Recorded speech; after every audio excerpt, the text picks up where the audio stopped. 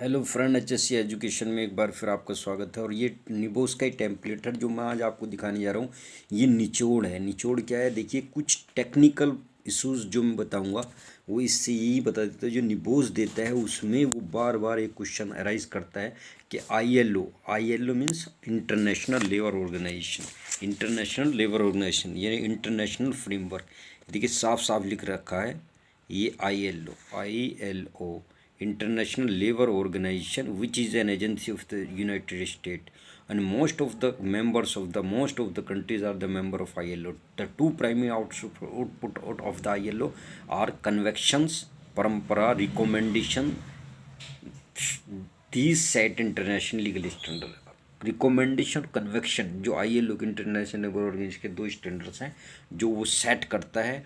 Convection and recommendation can form the basis of details legislation in each country. The result being that basic and minimum health and safety standards are adopted. इनके द्वारा minimum legal standard adopt किए जाते हैं। 1981 में ILO adopted the occupational health and safety क्या convention C155 C155 जो describe a basic policy for the health and safety at both the national level और international level. दोनों लेवल पर जो नेशनल लेवल है और level of the individual organisation है उसकी पॉलिसी को 1981 में इसने इसके कन्वेक्शन को रिलीज़ किया। और occupational health and safety recommended 1981 को R164 supplements C15 and provides more detail guidance how to comply with the policies of C155. In particular, it identifies obligations that might be placed on employer and employees in order to achieve the basic goal of a safe and healthy workplace.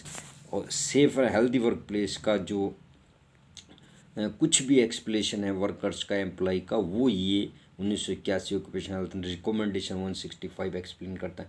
The countries that belong to the ILO have ratified C155 and R164 have then legislated to put their requirement to the national or regional law.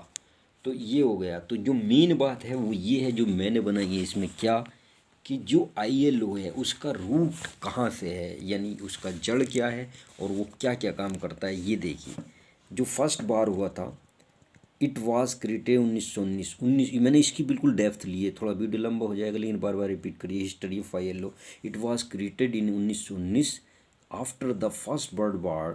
ठीक है ना, एक बात complete होगी। Second, the constitution of ILO। जो ILO है उसका constitution जो बना उसका संविधान was drafted by the labour commission chaired by the Samuel Gompers इनके the head of American Federation of Labour. जो AFLO इन USA के चेयरपर्सन थे या हेड थे उनके द्वारा ये बना। It was the representation of the 9 countries. ये 9 कंट्रीज का रिप्रेजेंटेशन था।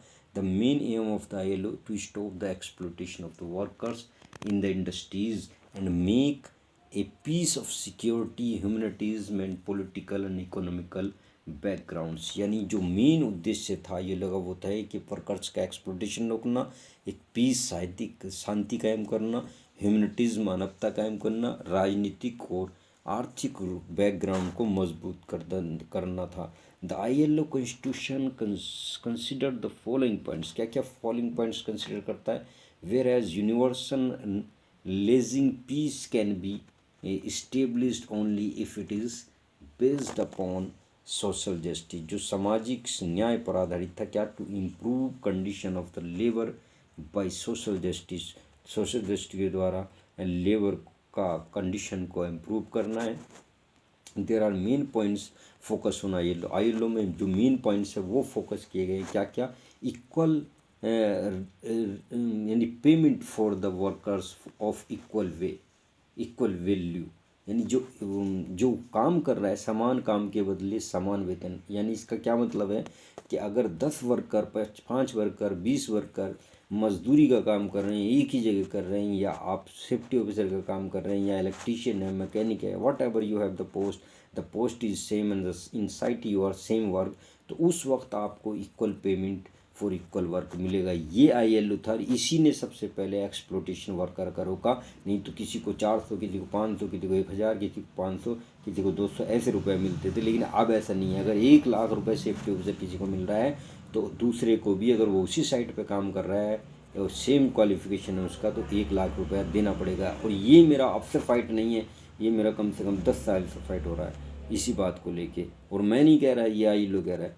Hours of work limited for doing job, जो लिमिटेशन है वर्क की 8 घंटे की, 12 घंटे की ड्यूटी, वो इसने निर्धारित करी किसी ने, इसने 8 घंटे की, 10 घंटे की आवर्स को लिमिटेड करना है। प्रिवेंशन ऑफ अनएम्प्लॉयमेंट, अनएम्प्लॉयमेंट का प्रिवेंशन करना। Night for women, night for man, यानी इसको रोका गया था। फंडामेंटल राइट प्रोवाइडिंग है worker by ILO, fundamental right provide किए गए कि नाइट में वुमेन काम करेगी, मैन करेगा नहीं करेगा, मिनिमम एज क्या है, एडुकेट लाइजिंग वेगेज कितना, यानी पैकेज उसकी हॉलीडेज कितनी, छुट्टी कितनी पड़ेगी, मैटरनिटी प्रोटेक्शन क्या है, social protection of the workers, children, young workers और वुमेन। ये सारा जो भी जस्टिस किया गया था वो किसके द्वारा दिया गया है, ये ILO को दिखाया गया है। कमेटी प्रिपेयर्ड बाई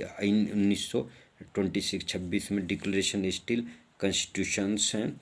ये सारा कुछ जो going global in 1946 ILO become a specialised agency for the newly formed United Nation and till now it is remaining as in existence. ये अब तक है एक्सिस्टेंस में और ये बहुत ही बढ़िया काम कर रहा है। तो ये मेरा समझाने का मतलब ये था कि बार बार वो ILO के बारे में पूछता है, सिनेरियो में देता है, तो अगर उसको डेप्थ को आपको पता है ILO की तो आप बड़े आसानी से इसे एक्सप्लेन कर सकते हैं। तो thank you so much to watch this video, thank you.